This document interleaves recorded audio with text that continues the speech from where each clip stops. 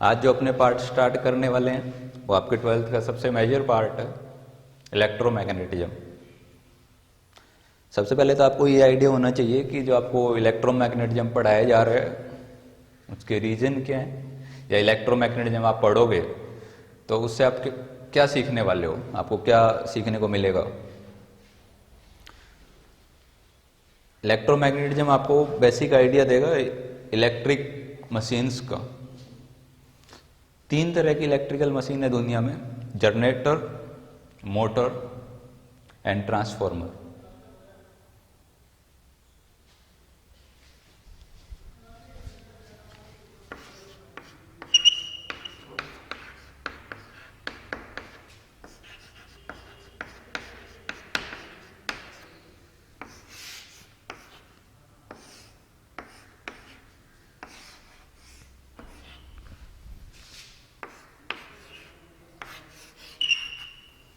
Generator, motor और transformer.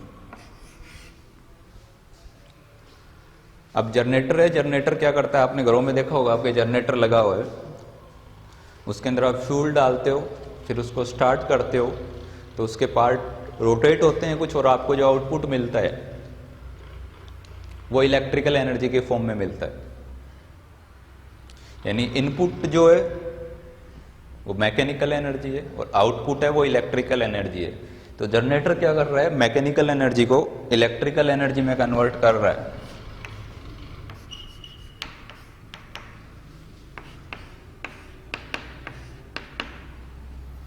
और जो मोटर है वो बिल्कुल रिवर्स है। मोटर का एग्जांपल जैसे फैन हो गया, आपके घर पे जो पानी वाला पंप लगा हुआ है, जो ग्राउंड लेवल से ऊपर टैंक है जो वहां तक जो पानी सप्लाई करता है, तो आपका इनपुट मोटर के लिए जो वो इलेक्ट्रिकल एनर्जी है, और जो आउटपुट मिल रहा है आपको वो मैकेनिकल एनर्जी है।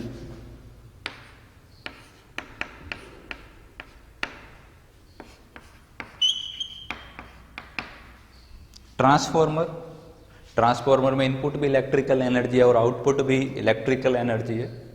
ट्रांसफॉर्मर क्या करेगा, ट्रांसफॉर्मर वोल्टेज को इंक्रीज और डिक्रीज करेगा रिक्वायरमेंट के अकॉर्डिंग।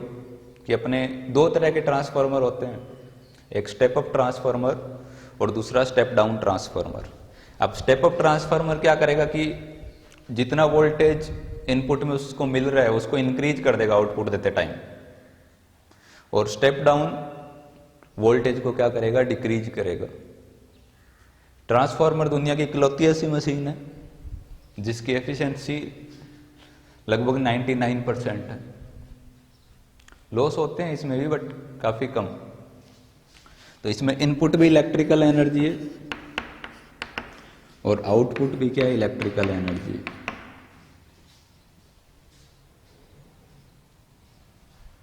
अगर आप इलेक्ट्रोमैग्नेटिज्म के जो बेसिक्स हैं जो आपको पढ़ाया जाएगा उतना आप सीखते हो तो आपको जनरेटर, मोटर और ट्रांसफार्मर इनके वर्किंग प्रिंसिपल का आइडिया होगा अच्छे से कि ये कैसे काम करते हैं। कंस्ट्रक्शन तो आपके सिलेबस में थोड़ा बहुत ही है, ज़्यादा नहीं है। जब आप इंजीनियरिंग करोगे, इलेक्ट्रिकल इंजीनियरिंग में काफ़ी डिटेल में आता है इलेक्ट्रिकल मशीन्स, मशीन डिजाइनिंग के बारे में, अलग अलग तरह की मशीनें होती हैं, इनके भी आगे पार्ट बन जाते हैं। AC generator, DC generator, AC motor, DC motor. और ट्रांसफॉर्मर अल्टरनेट करंट पे ही काम करता है सिर्फ, वो बाद की बात है। बट आपको अभी इतना आइडिया होना चाहिए कि अगर आप पढ़ रहे हो इलेक्ट्रोमैग्नेटिज्म तो आपको इलेक्ट्रिकल मशीन्स के बारे में आइडिया होगा थोड़ा बहुत।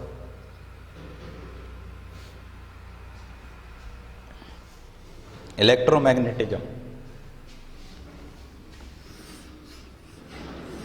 इलेक्ट्रोमैग्नेटिज्म है ना, इसमें अपने जो कहानी स्टार्ट करेंगे ना वो चार्ज से होगी।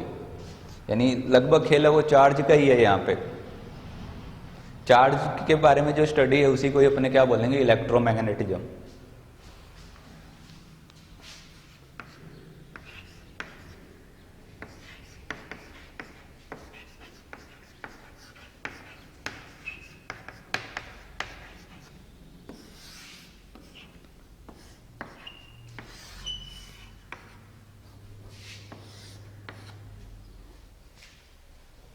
फर्स्ट जो पार्ट है इलेक्ट्रोमैग्नेटिज्म का वो इलेक्ट्रोस्टैटिक है, सेकंड मैग्नेटिज्म है और थर्ड है electromagnetic wave.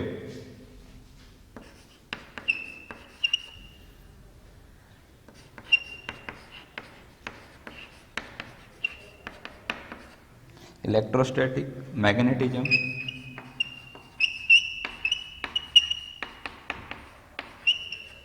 And third one electromagnetic wave. अब इलेक्ट्रोस्टैटिक है, इसके अंदर क्या होगा, चार्ज हमेशा क्या रहेगा, रेस्ट में रहेगा।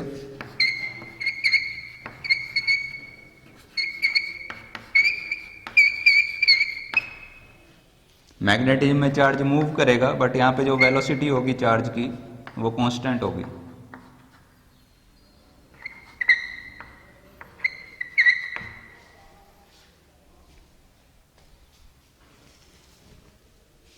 इलेक्ट्रोमैग्नेटिक वेव, यहाँ पे जो चार्ज मूव कर रहा है उसका कुछ एक्सेलेरेशन भी होगा,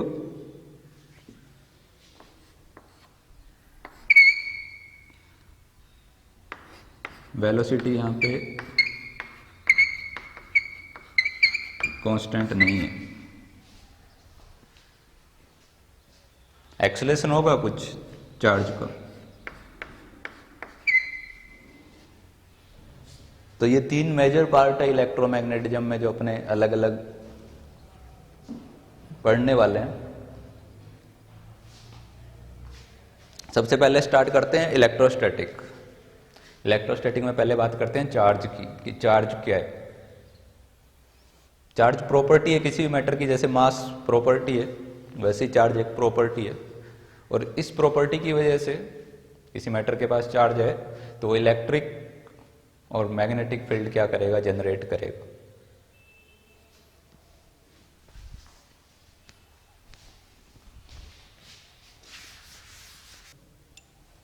और बेसिक बेसिक बातें चार्ज के बारे में।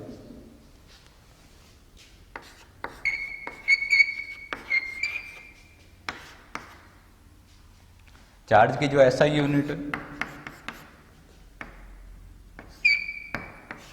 वो कूलाम है।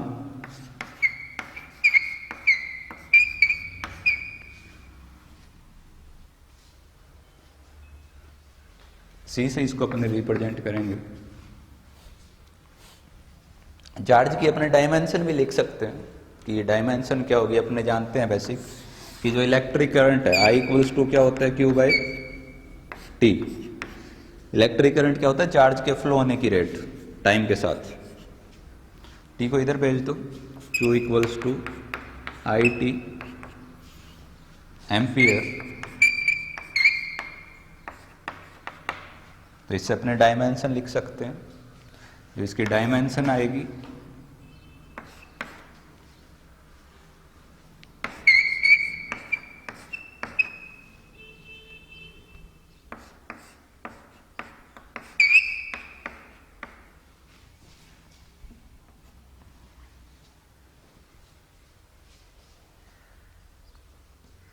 जो फंडामेंटल चार्जेज है वो इलेक्ट्रॉन का चार्ज और प्रोटॉन का चार्ज है।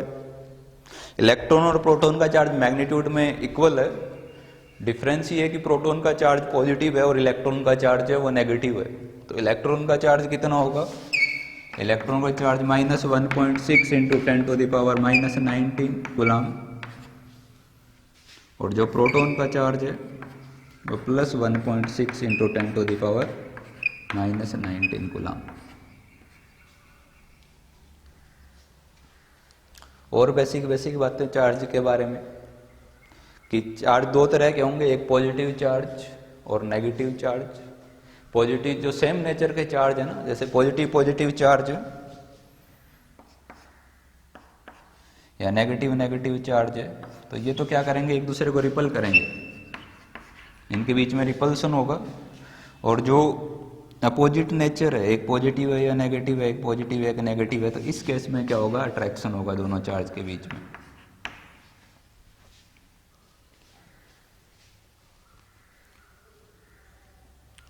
नेक्स्ट प्रॉपर्टी चार्ज की,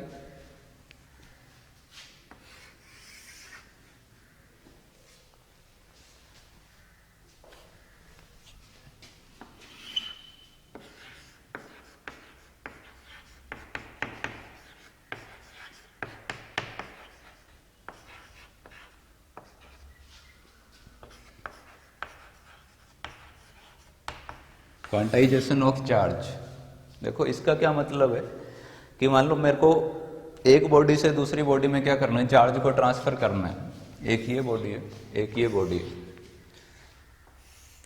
सपोज करो कि मैंने 15 इलेक्ट्रॉन यहाँ पे ट्रांसफर किए, तो कितना चार्ज ट्रांसफर हुआ? 15 into charge of 1 electron.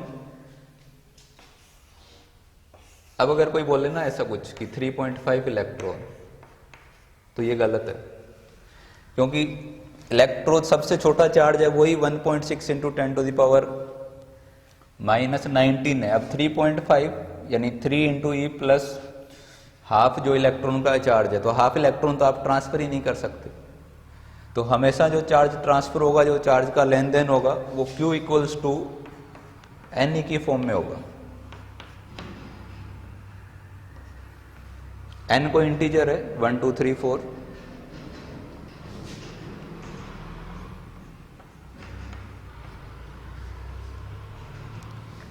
Next property जो अपने चार्ज की डिस्कस करने वाले हैं कि चार्ज के conservation of charge,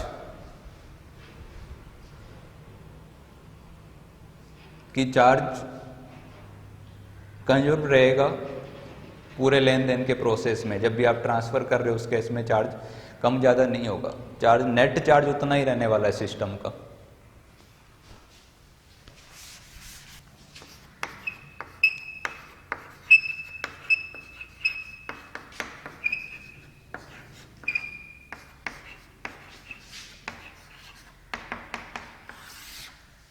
conservation of charge, जैसे एक बॉडी है जिसके पास कोई चार्ज है 5 coulomb, 3 coulomb, -6 coulomb. Net charge इस बॉडी पे कितना है? नेट चार्ज इस पे 5 + 3 8, 8 - 6 2 कूलम है। अब आपने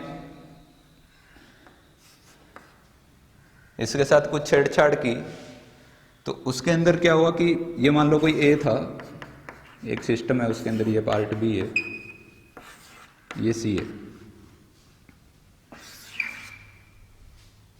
अब इनका कुछ ये पूरा सिस्टम था, इसके अंदर 3 बॉडी थी, कोई ए बी और सी, उनका चार्ज था, एक का 5 कूलम, एक का 3 और एक का -6। अब इन्होंने आपस में कुछ चार्ज का ट्रांसफर किया, इससे इधर गया या इससे इधर गया। तो उस केस में अगर मैं कुछ ऐसा बोलूं कि जो ए है उस पर +3 कूलम बचा, बी है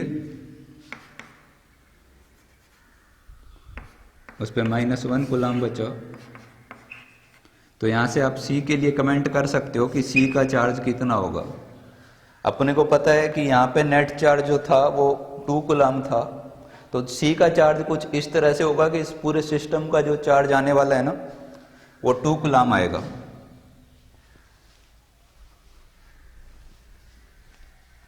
ठीक है, तो सी का चार्ज यहां से आप बता सकते हो कि सी का चार्ज कितना होगा।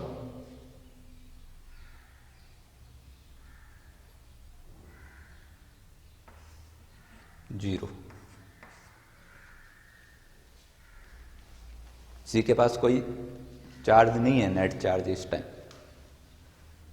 क्योंकि वहां पे नेट चार्ज 2 था, तो इधर भी कितना रहने वाला है? 2 रहने वाला है।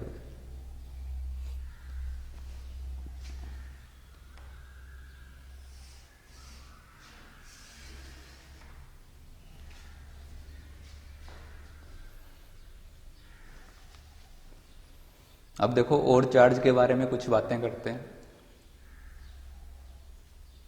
अब अपने पढ़ने वाले मेथड ऑफ चार्जिंग, कि चार्जिंग के क्या क्या मेथड है, कि एक बॉडी को कैसे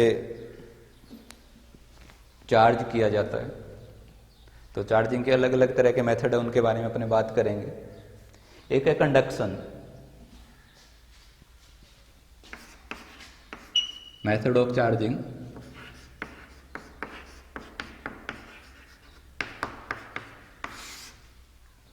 कंडक्शन में क्या होगा, जो भी 2 बॉडी होगी ना, एक बात और सुनो, आपको सबसे पहले आइडिया होना चाहिए कंडक्टर और इंसुलेटर का। कंडक्टर वो होंगे जो इलेक्ट्रॉन के मूवमेंट को अलाउ करेंगे। जैसे ये कंडक्टर है, तो इसके अंदर क्या होंगे, इलेक्ट्रॉन आराम से फ्लो हो पाएंगे अगर ये कंडक्टर है तो। जनरली जो मेटल्स होती हैं उनके पास ऐसी प्रॉपर्टी होती है कि उनके अंदर इलेक्ट्रॉन क्या होता है, फ्रीली मूव करता रहता है। अब इंसुलेटर में इलेक्ट्रॉन का फ्लो पॉसिबल नहीं है, फ्री फ्लो, तो वो इलेक्ट्रिसिटी कंडक्ट नहीं करेंगे। अब अपने बात कर रहे हैं कंडक्शन की। अब कंडक्शन चार्जिंग करने का मेथड है, तो इसके अंदर क्या होगा कि एक बॉडी के पास कोई चार्ज है कैपिटल क्यू, इसके पास कुछ क्यू डैश है। जैसे ही आप इनको एक वायर से, कंडक्टिंग वायर से कनेक्ट करते हो या दोनों को टच करोगे ना, तो उस केस में इधर उधर कुछ चार्ज का क्या होगा, ट्रांसफर होगा, इधर से इधर जाएगा या उधर से इधर जाएगा। ये बातें अपन बाद में पढ़ेंगे डिटेल में कि इधर से इधर जाना है चार्ज को या इधर से इधर आना है और कितना आना है, ये आगे की बातें। अभी सिर्फ इतना कि कंडक्शन में क्या होगा कि या तो इन दोनों कंडक्टर को अपने टच करवाएंगे या फिर एक वायर से कनेक्ट कर दिया, कंडक्टिंग वायर से। तो कंडक्शन चार्जिंग का मेथड है, बट इससे सिर्फ आप कंडक्टर में ही चार्ज का लेन देन कर सकते हो।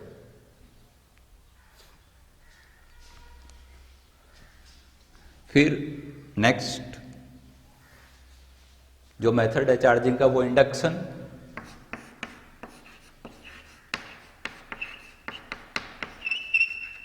अब इंडक्शन में क्या होगा कि एक और बात आपको बेसिक सी बात जो ध्यान रखनी है वो ये है कि कोई बॉडी है ना, आपको बोले कि नेट चार्ज है ना इस पे,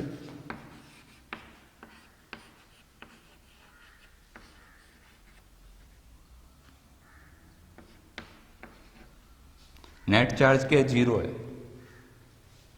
ऐसा भी बोल सकता है कि ये बॉडी न्यूट्रल है। तो न्यूट्रल है तो उसका मतलब क्या है, नेट चार्ज इस पे क्या है, 0। बट ऐसा नहीं है कि इस पे चार्ज ही नहीं है, जितना इस पे पॉजिटिव चार्ज है ना उतना ही क्या इस पे नेगेटिव चार्ज है इसके पास। न्यूट्रल होने का मतलब ये मत समझना आप कभी भी कि अगर कोई बॉडी न्यूट्रल है तो उसके पास चार्ज ही नहीं है। न्यूट्रल होने का मतलब है जितना पॉजिटिव चार्ज है उतना ही क्या नेगेटिव चार्ज है, वो नेट चार्ज क्या है, 0। तो इंडक्शन देखो, इंडक्शन में क्या होता है कि ये कोई बॉडी है, एक दूसरी ये कंडक्टर है, ये वाला पार्ट कंडक्टिंग है, इधर वाली साइड हो सकता है कंडक्टर और इंसुलेटर दोनों कोई भी यूज कर सकते हो आप। दूसरी बॉडी, एक बॉडी ये कंडक्टर है। अब जैसे ही आप इसको पास लेके आओगे ना तो आपको पता है कि इसके अंदर कुछ पॉजिटिव चार्ज है और कुछ क्या नेगेटिव चार्ज है। तो जो नेगेटिव चार्ज होंगे ना वो अट्रैक्ट होंगे, वो कुछ इधर आ जाएंगे, और जो पॉजिटिव चार्ज है वो रिपल होंगे, वो दूर चले जाएंगे। अभी अपने एग्जांपल लेने वाले हैं इंडक्शन पे। फिर एक और मेथड है जो चार्जिंग का है, वो है फ्रिक्शन। कि जैसे आप कोई भी दो ऑब्जेक्ट है, ये दो है, इनको जब आप रब करोगे तो उस केस में फ्रिक्शन की वजह से चार्ज क्या होगा, ट्रांसफर होगा। जब इंसुलेटर में चार्जिंग करनी होती है तो ये मेथड यूज किया जाता है। जैसे एक ग्लास रोड है और सिल्क का कोई क्लॉथ है, उनको जब आप आपस में रब करोगे तो वहां पे क्या होगा कि चार्ज ट्रांसफर होगा एक बॉडी से दूसरी बॉडी पे। तो ये चार्जिंग का मेथड है इंसुलेटर के लिए। अपने आप इंडक्शन पे एग्जांपल लेते हैं, एक इंडक्शन से किसी बॉडी को चार्ज करके देखते हैं कि कैसे चार्ज होगी।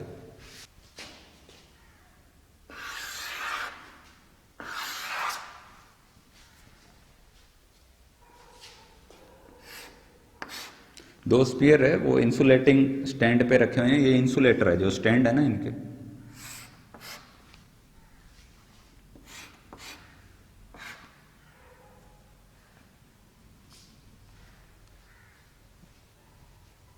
अब अपने को क्या करना है, इंडक्शन की प्रोसेस से इनको चार्ज करना है।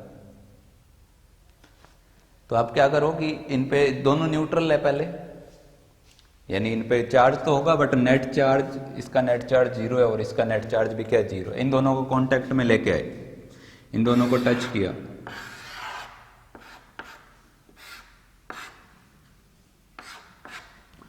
अब टच किया और एक अदर चार्ज बॉडी है, लो ये पॉजिटिव है, इसके पास लेके आओगे जब, तो पास लाने से क्या होगा कि यहाँ पे नेगेटिव चार्ज को ये अट्रैक्ट करेगा, नेगेटिव चार्ज इधर वाली साइड आएगा और पॉजिटिव चार्ज मैक्सिमम सेपरेशन पे चला जाएगा जितना दूर जा पाएगा, क्योंकि ये कंडक्टर है तो चार्ज इसमें क्या करेगा, मूव करेगा। ये जो स्टैंड है वो इंसुलेटिंग स्टैंड है,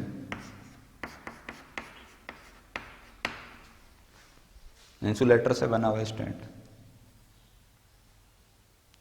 अब इस पार्ट को यहीं पे रखो, इन दोनों को अलग कर दो, सेपरेट कर दो। जैसे ही आप सेपरेट करोगे ना तो इस पे नेगेटिव चार्ज है और इस पे क्या है, पॉजिटिव चार्ज।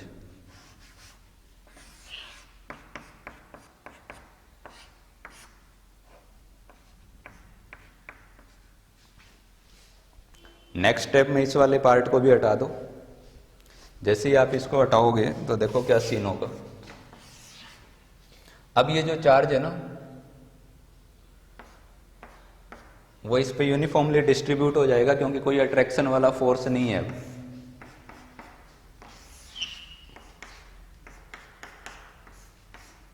तो ऐसे आप चार्जिंग कर सकते हो। आप देखो पहले इस पे नेट चार्ज इस पे क्या था, 0 था। अब इस पे जो नेट चार्ज है वो नेगेटिव है।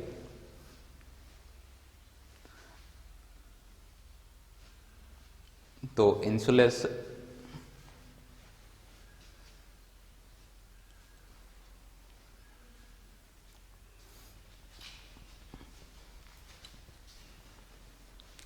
अब अपने बात करते हैं कूलॉम्स लॉ की।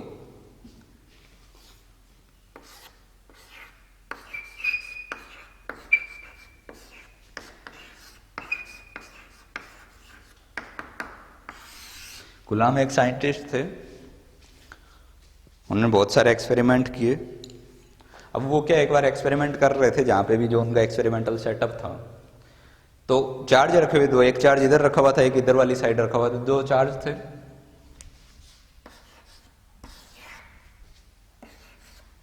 आइडेंटिकल चार्ज है, एक जैसे चार्ज है, दोनों का मास सेम है, चार्ज सेम है। जैसे उन्होंने इनको रखा ना ऐसे पकड़ के, तो दोनों चार्ज मूव करने लगे, एक इधर वाली साइड और एक इधर वाली साइड। तो उन्होंने देखा कि ये मूव कर रहे हैं तो पक्का इनके बीच में कोई ना कोई फोर्स लग रहा है। फिर उन्होंने फिर ट्राई किया, उन्होंने एक चार्ज को पॉजिटिव किया, एक को नेगेटिव, और उनको लाके रख दिया पास में।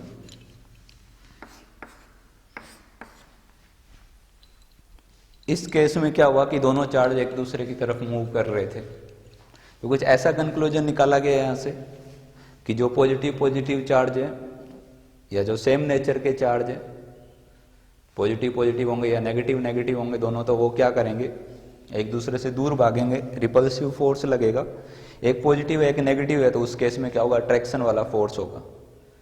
फिर उन्होंने चार्ज को इंक्रीज करके देखा कि चार्ज इंक्रीज करते हैं, चार्ज इंक्रीज करने से क्या होगा। तो ये वाला जो चार्ज था Q, उसको 2Q कर दिया और इसको भी क्या कर दिया, 2Q कर दिया। तो इस केस में है ना, उन चार्जेज का एक्सेलरेशन ज्यादा आ रहा था पहले के कंपेयर में। इस केस के कंपेयर में एक्सेलरेशन ज्यादा था। तो उन्होंने ऐसा कुछ रिजल्ट निकाला, कंक्लूजन निकाला कि जो फोर्स लग रहा है वो चार्ज के मैग्नीट्यूड पे डिपेंड कर रहा है। यानी जितना ज्यादा चार्ज होगा उतना ही ज्यादा उनके बीच में फोर्स लग रहा है वो होगा। तो ये फिर एक दूसरे को क्या कर रहे थे, रिपल कर रहे थे। बट इस बार इनका दूर भागने का जो एक्सेलरेशन था ना वो ज्यादा था। तो उन्होंने ऐसा कुछ बोला कि जो इनके बीच चार्ज के बीच में जो लगने वाला फोर्स है वो दोनों चार्ज के प्रोपोर्शनल है। कि एक चार्ज अगर Q1 है और दूसरा Q2 है तो ऐसा कुछ कि फोर्स प्रोपोर्शनल है Q1 और Q2 दोनों के मैग्नीट्यूड पे क्या कर रहा है, डिपेंड कर रहा है। फिर उन्होंने इन्हीं चार्जेस को जो QQ चार्ज थे इनके बीच में पहले सेपरेशन कुछ R था, इसको इंक्रीज कर दिया। कुछ 2r कर दिया। तो इस केस में जैसे ही इनके बीच सेपरेशन इंक्रीज किया ना, तो जो इनके दोनों के बीच में जो फोर्स लग रहा था ना, वो फोर्स पहले के कंपेयर में कुछ कम आ रहा था। यानी कि जब सेपरेशन r था और जब सेपरेशन 2r था, जब यहाँ पे फोर्स का कंपैरिजन हुआ ना इन पे लगने वाले फोर्स का,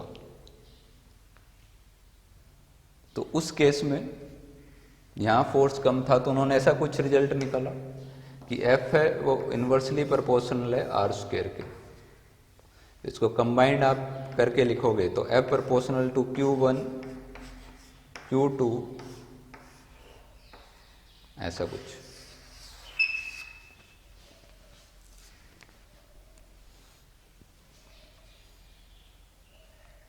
एक और बात, एक और रिजल्ट जो अपने यहां से निकाल सकते हैं, आप यहां पे ध्यान से देखो ना, तो दोनों चार्ज है ना वो एक दूसरे पे इक्वल फोर्स लगा रहे हैं और उनकी डायरेक्शन अपोजिट है। यानी इस पे जो फोर्स लग रहा है और इस पे जो फोर्स लग रहा है, दोनों का मैग्नीट्यूड इक्वल है बट डायरेक्शन अपोजिट है, और दोनों फोर्स अलग अलग बॉडी पे लग रहे हैं। तो ऐसा बोला जा सकता है जो कूलाम्ब फोर्स है ना, वो एक्शन रिएक्शन टाइप का फोर्स है।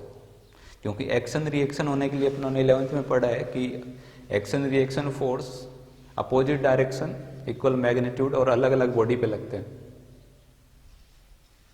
तो ये एक्शन रिएक्शन पेयर है, तो अपने कमेंट कर सकते हैं कि जो कूलाम्ब फोर्स है उसकी नेचर कैसी है, एक्शन रिएक्शन वाली है।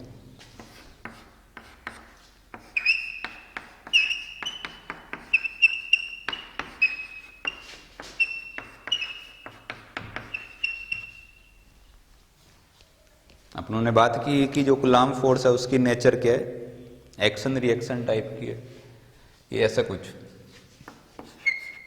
Q1 Q2 दो चार्ज है, R सेपरेशन पे थे, इधर वाली साइड फोर्स लग रहा था, उसको मैंने F12 बोला, यानी force on 1 due to 2।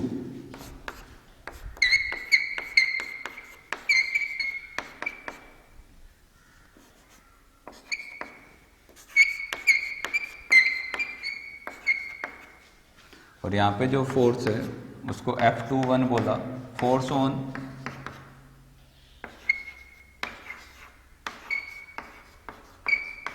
Due to 1। अब दोनों केस में जो फोर्स थे वो क्या थे, इक्वल थे। F12 इनका मैग्नीट्यूड क्या इक्वल है, बट डायरेक्शन क्या है इनकी अपोजिट है। एक और बात जो आपको ध्यान रखनी है कि जो कूलाम्ब फोर्स है वो हमेशा इनको ज्वाइन करने वाली लाइन के अलोंग लगेगा।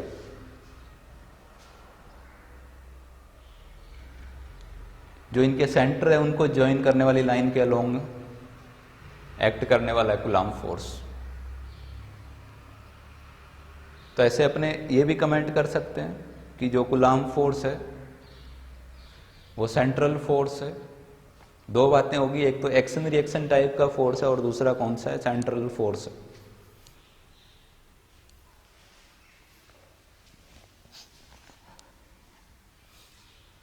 और देखो चार्ज के बारे में अपनों ने क्या लिखा कि F प्रोपोर्शनल टू क्या है, Q1 Q2 upon R square, ऐसा कुछ।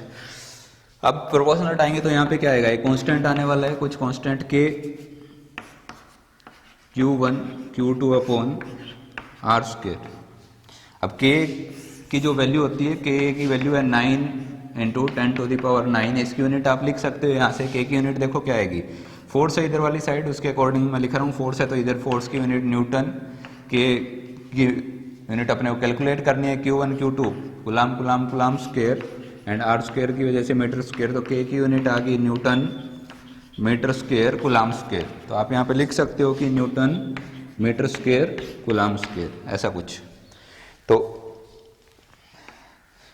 K की एक और फॉर्म है, देखो K को एक और किस तरह से लिख सकते हैं, K equals to 1/4 epsilon naught. Epsilon naught क्या है कि परमिटिविटी है मीडियम की, ये मीडियम की प्रॉपर्टी है।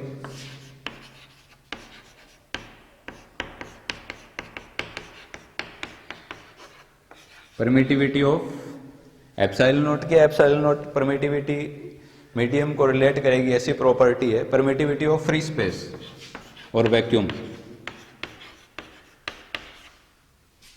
एप्सिलॉन नॉट की वैल्यू कैलकुलेट कर सकते हो। के की वैल्यू आपको पता है, 4 इंटू पाई की वैल्यू रखो और वहां से एप्सिलॉन नॉट आ जाएगा। एप्सिलॉन नॉट आएगा 8.8 into 10⁻⁻12।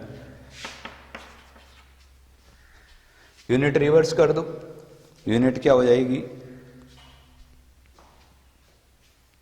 Coulomb square newton metre square.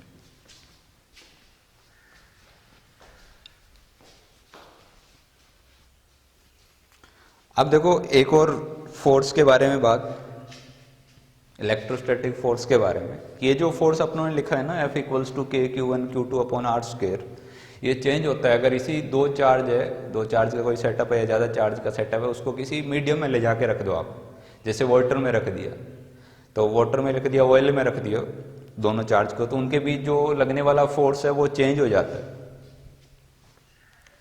अब वो चेंज हो रहा है, वो अपने जानते हैं कि फोर्स चेंज हुआ तो वो मीडियम की वजह से चेंज हुआ, तो मीडियम को रिलेट करने की कोशिश करेंगे अपने यहाँ पे।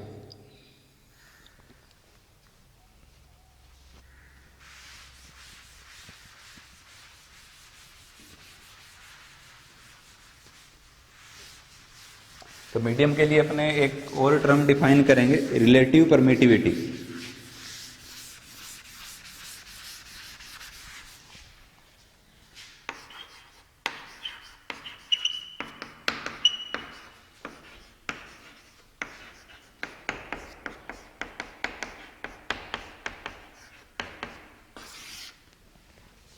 रिलेटिव परमिटिविटी, इसको एप्सिलॉन आर से अपने रिप्रेजेंट करेंगे।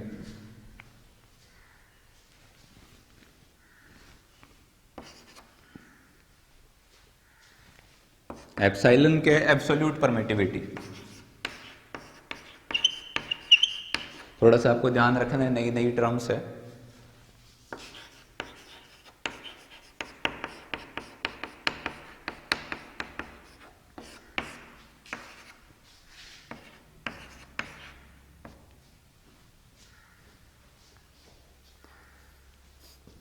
अब एप्सिलॉन आर है ना, रिलेटिव परमिटिविटी है, उसको एक और नाम से भी जाना जाता है, डाइलेक्ट्रिक कांस्टेंट। मैं इसको ऐसा भी लिख सकता हूँ, epsilon equals to epsilon naught dielectric constant के। इसको मैंने कैपिटल के लिख दिया, जो फोर्स में अपने के यूज कर रहे थे वो स्मॉल के है, इसको कैपिटल के लिख दिया। कैपिटल के क्या है, डाइलेक्ट्रिक कांस्टेंट।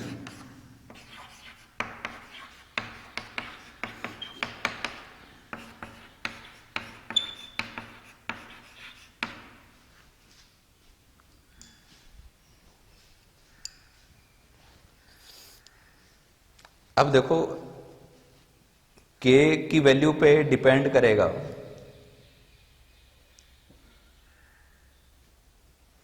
कि एब्सोल्यूट परमिटिविटी क्या होगी।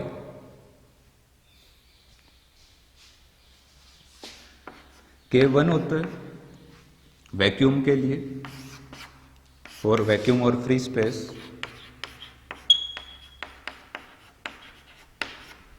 और के की वैल्यू इनफाइनाइट होगी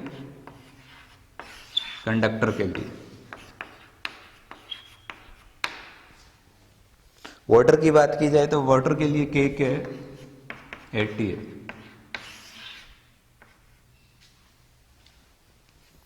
अब देखो के चेंज हुआ, जैसे ही मीडियम चेंज हुआ, ऐसा कुछ बोला गया कि वाटर में ले जाके रख दिया। आप ऐसे सोचिए कि वाटर में रखा है सेटअप को, दो चार्ज थे, वाटर पे रखा, अपने थोड़ा सा सोचते हैं इसके बारे में कि वाटर में रखने से कैसे फोर्स में क्या चेंज हो रहा है। तो अब देखो कि जैसे आपने वाटर में रखा ना, तो उसका डाइलेक्ट्रिक कांस्टेंट है 80। फोर्स पे देखते हैं क्या इफेक्ट आने वाला है। दो चार्ज है Q1 Q2, और जहाँ पे भी रखे हुए हैं ये वाटर में रखे हुए हैं, वाटर का आपको के दिया हुआ है 80, कि क्या चेंज आ रहा है, इनके बीच सेपरेशन आ रहा है। फोर्स क्या होगा,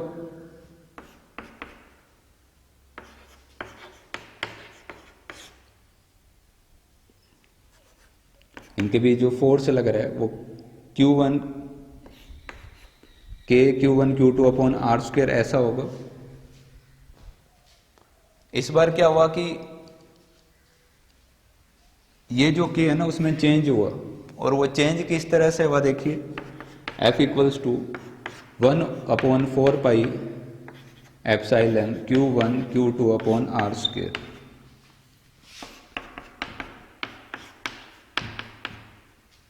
एब्सोल्यूट परमिटिविटी लिखोगे तो आप एब्सोल्यूट परमिटिविटी कैसे लिखोगे, epsilon naught epsilon R Q1 Q2 upon R square, और एप्साइलन आर है वही क्या है, डाई इलेक्ट्रिक कॉन्स्टेंट है, और उसकी वैल्यू आपको क्या दी हुई है, 80 दी हुई है। तो यहाँ पे जो फोर्स आएगा इस केस में 1/4 पाई एप्साइलन नोट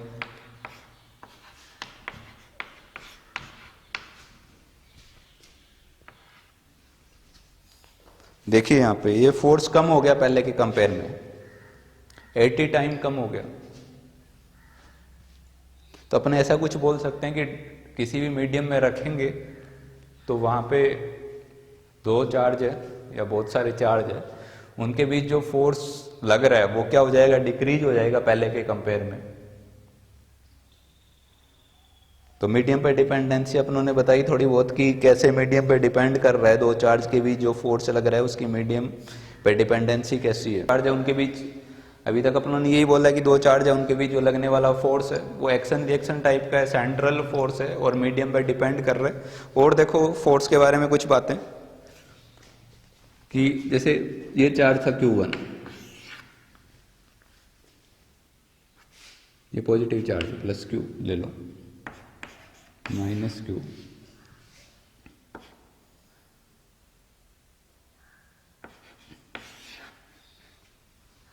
ये तीन चार्ज है।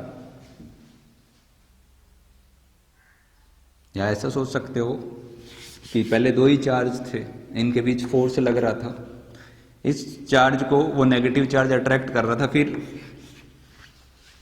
एक और नेगेटिव चार्ज इधर आ गया, एक और नेगेटिव चार्ज इधर आ गया। अब क्या होगा कि ये दोनों चार्ज है ना, ये वाला चार्ज इस चार्ज को अट्रैक्ट करेगा। इस वाले चार्ज के बारे में अपने बात कर रहे हैं, इसको कंसीडर कर रहे हैं कि इसके साथ क्या हो रहा है।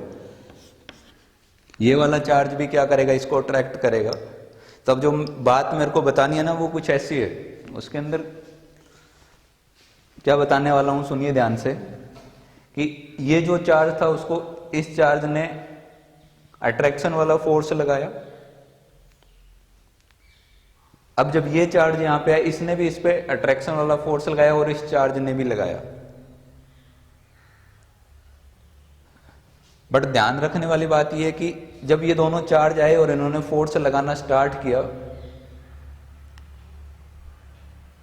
तो उस फोर्स की वजह से इन दोनों के बीच में जो फोर्स लग रहा था ना उस पर कुछ इफेक्ट नहीं आया। या एक और एक तरह से सुन सकते हो आप कि पहले ये दो ही चार्ज थे,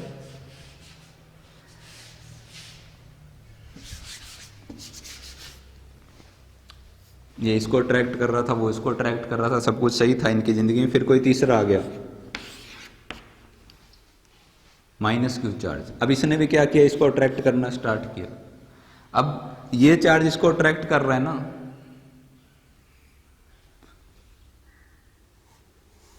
तो ये वाला अट्रैक्शन फोर्स, इन दोनों के बीच लगने वाला अट्रैक्शन फोर्स इस फोर्स को इफेक्ट नहीं कर पा रहा है। हाँ ये बात सत्य है कि इस पे नेट फोर्स इंक्रीज हो गया, बट यहां पे जो फोर्स लग रहा था ना इन दोनों के बीच में, वो फोर्स अभी भी कुछ वैसा ही है जो पहले था। इन दोनों के नेचर में कोई चेंज नहीं हुआ, इनका सब कुछ अभी भी वैसा ही चल रहा है जैसा पहले था। ये भी अट्रैक्ट कर रहा है, ये भी अट्रैक्ट कर रहा है। इन दोनों के बीच में इसके आने से पहले जितना अट्रैक्शन था उतना ही अब है, और आने के बाद भी उतना ही है। तो अपने ऐसा कुछ कंक्लूजन निकाल सकते हैं कि दो चार्ज है उनके बीच जो फोर्स लग रहा है उसको अदर चार्जेस की प्रेजेंस से कुछ इफेक्ट नहीं पड़ने वाला। यानी दो चार्ज है उनके बीच जो फोर्स लग रहा है वो उसके आसपास दूसरे चार्ज है उनकी प्रेजेंस से अनइफेक्टेड है। यानी दो चार्ज के बीच में लगने वाला फोर्स किसी तीसरे चार्ज से इफेक्ट नहीं होगा, वो अभी भी उतना ही लगता रहेगा। अब कुछ एग्जाम्पल करते हैं कूलम्ब्स लॉ पे।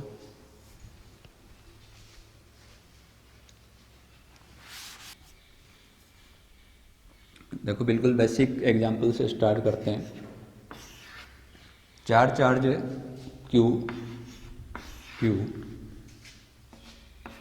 माइनस Q प्लस Q, ये किसी स्क्वायर की कॉर्नर पे रखे हैं और इसकी जो साइड है ना वो A है, स्मॉल a स्मॉल।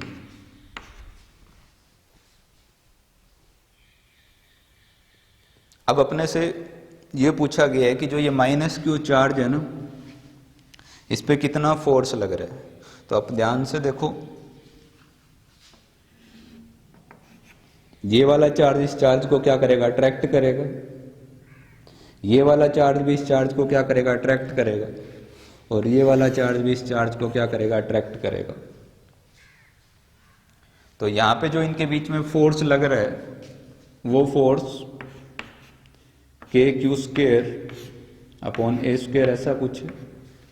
यहाँ पे जो फोर्स लग रहा है इस चार्ज की वजह से, इस चार्ज पे जो फोर्स है वो KQ² अपॉन A² है। इस केस में सेपरेशन अलग है, तो यहाँ पे फोर्स KQ², ये सेपरेशन के बीच का √2 है, तो √2A²। अब फोर्स है वेक्टर क्वांटिटी, चार्ज स्केलर है, बट जो इनके बीच फोर्स है वो क्या है, वेक्टर है। तो आपको वेक्टर के रूल फॉलो करते हुए, वेक्टर एडिशन के रूल फॉलो करते हुए यहाँ पे रिजल्टेंट फोर्स निकालना है। अपने जानते हैं बेसिक सी बात, देखिए कि कोई भी दो फोर्स है, एक A है एक B है, तो उनका जो रिजल्टेंट फोर्स है इस डायरेक्शन में, इनके बीच एंगल कुछ थीटा था, वो कुछ ऐसा होता है A² plus B² plus 2AB cos theta.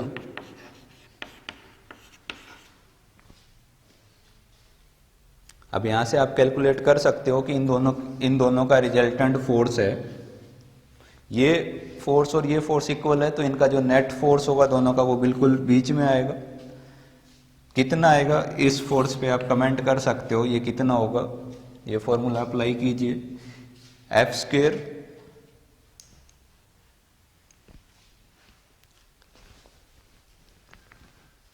एक और देखो, अगर दो फोर्स है, और सिंपल बात कि ये F है, ये F है, इनके बीच एंगल 90 है, तो यहाँ पे जब मैं फोर्स लिखने जाऊंगा ना, तो A और B इक्वल है F² प्लस F², और ये वाला टर्म F और F² cos 90 ये 0 हो जाएगा।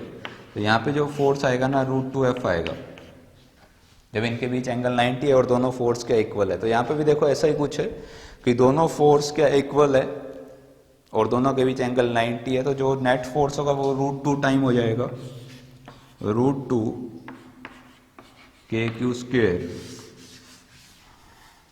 Upon A²।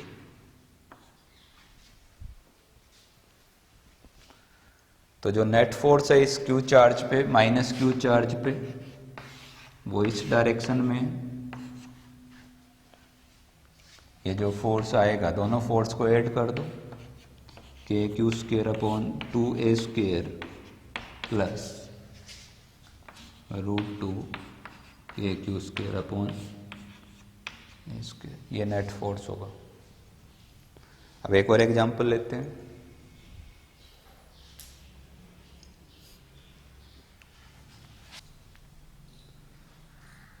कूलम्ब्स लॉ से रिलेटेड एक और एग्जांपल करते हैं। देखिए दो चार्ज है, एक कैपिटल Q और ये भी कैपिटल Q, इनके बीच जो सेपरेशन है वो 2D है, और एक थर्ड चार्ज जो स्मॉल q है,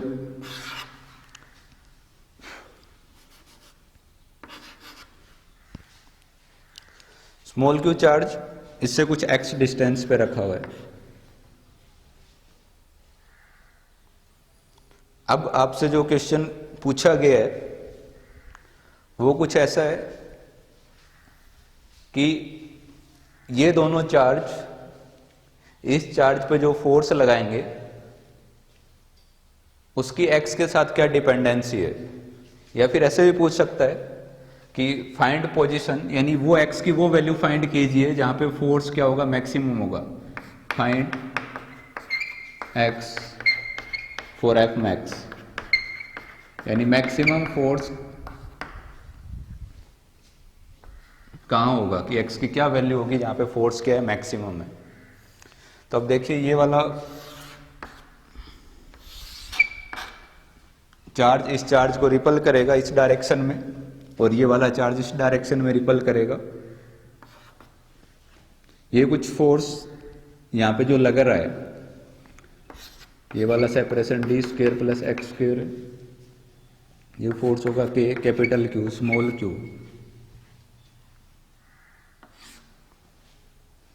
upon D square plus X square. इसको मैंने एक बार एफ बोल दिया। तो सिमेट्री है बिल्कुल ऐसा ही, एक फोर्स ये होगा जो एफ लग रहा है इस डायरेक्शन में, इसके कंपोनेंट ले लो। ये एंगल थीटा, तो ये एंगल भी क्या होगा, थीटा होगा, ये एंगल भी थीटा होगा, ये एंगल भी थीटा होगा। एफ का इधर कंपोनेंट आएगा वो क्या होगा, एफ कोस थीटा होगा, और इधर वाली साइड जो एफ का कंपोनेंट आएगा वो क्या होगा, एफ साइन थीटा होगा। एफ का इधर वाली साइड जो कंपोनेंट होगा वो एफ कोस थीटा होगा, इधर वाली साइड जो कंपोनेंट होगा वो एफ साइन थीटा होगा। एफ ये कंपोनेंट दोनों कैंसिल हो जाएंगे, इस डायरेक्शन में जो नेट फोर्स आपको मिलेगा इधर वाली साइड जो मिलेगा वो कुछ ऐसा होगा 2f कोस थीटा। अब f को आप चार्ज की टर्म्स में जैसे यहाँ पे लिखा है वो लिख सकते हो, थीटा को भी d और x की टर्म्स में लिख सकते हो। तो 2f, f कितना होगा, k capital Q upon D square plus X square, और जो यहाँ पे कोस थीटा है, cos theta base upon hypotenuse. इस ट्राइंगल से देखो ये x है और ये क्या है, d है, और ये क्या है D square plus X square, base कितना है x, हाइपोटेनियस कितना है D square plus X square. तो जो आपको यहाँ पे नेट फोर्स मिला, एफ नेट जो आपको मिला यहाँ पे इस स्मॉल क्यू चार्ज पे जो लग रहा है वो कुछ ऐसा है 2k capital Q small Q x upon D square plus X square power 3/2, कुछ ऐसा फोर्स है।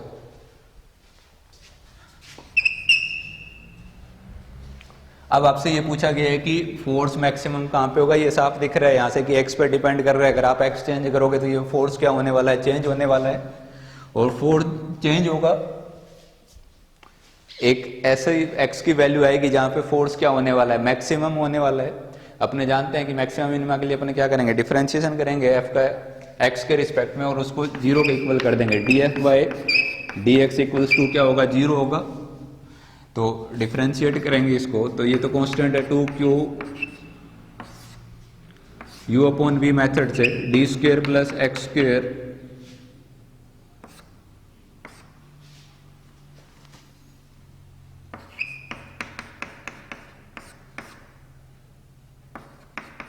इस वाले टर्म को कांस्टेंट रखा, x का डिफरेंशिएशन किया 1 माइनस एक्स कांस्टेंट रखा 3/2 D square plus X square power 1/2 और एक्स स्क्वेयर 2x। ये जीरो के इक्वल करोगे तो ये वाला टर्म जीरो हो गया, ये जीरो हो नहीं सकता, तो क्या हुआ होगा, D square plus X square 3/2 minus 2 से 2 कैंसिल हो गया, 3x स्क्वेयर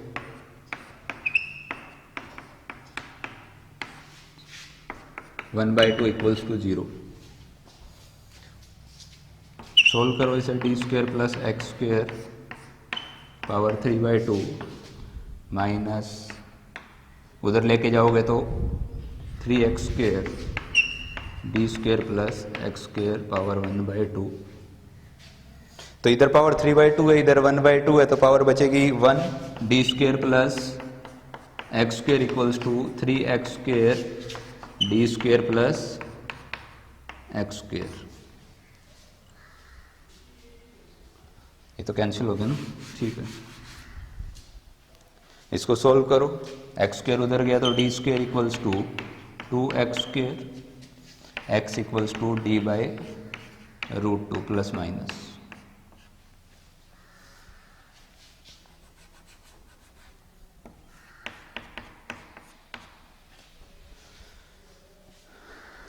ऐसा कुछ होगा कि यहाँ से d/√2 पे फोर्स मैक्सिमम होगा, और इस चार्ज को आप इधर वाली साइड रखोगे तो नेगेटिव में माइनस d/√2 पे भी फोर्स क्या होने वाला है, मैक्सिमम होने वाला है। अपने ग्राफ भी ड्रॉ कर सकते हैं कि जो फोर्स है वो d के साथ कैसे चेंज हो रहा है। देखिए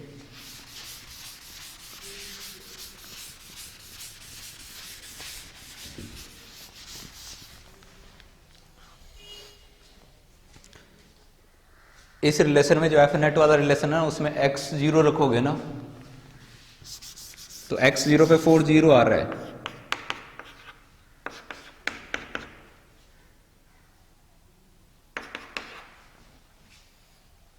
और x आप वहां पे इन्फिनाइट रखोगे ना,